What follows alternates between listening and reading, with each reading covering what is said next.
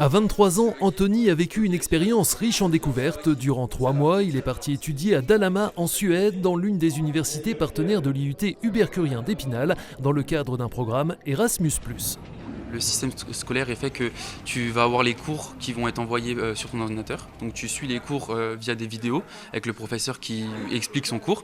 Et une fois que tu vas en cours donc à l'université, tu as les exercices à mettre en pratique par rapport aux cours que tu as vus chez toi. Ce qui est vraiment en fait l'inverse de ce qu'on a en France.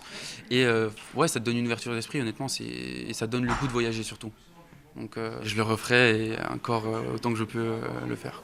Séjour validé pour Anthony qui a remis le couvert moins d'1 an plus tard en partant cette fois une année au Canada. Il fait donc partie des 100 000 Français qui profitent chaque année du programme Erasmus+ depuis sa création en 1987. Désormais étudiant en commerce international à Reims, l'heure était récemment à la maison de l'étudiant à Épinal à un partage d'expérience. Nous on est parti à partir de août, on est parti au Canada et en vrai ça s'est super bien passé.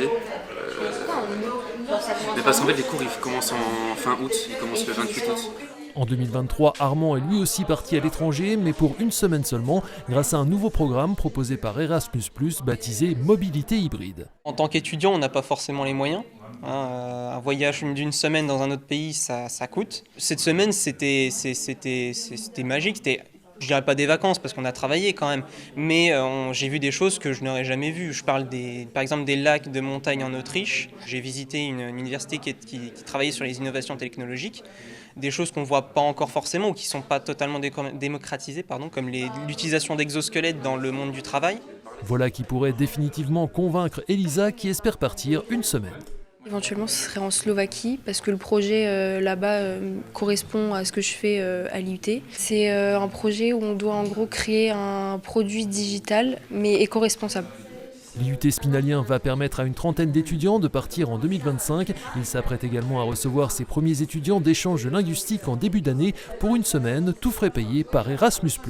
Ils se retrouvent dans un environnement avec plusieurs nationalités, donc ça les oblige à se connaître à eux-mêmes pour mieux transmettre leurs valeurs de leur culture. Ils sont ouverts à recevoir la culture des autres, à voir comment ça fonctionne ailleurs, s'imprégner d'autres types de travail, de pédagogie. Donc ça les aide énormément à progresser, on les voit transformer, oui.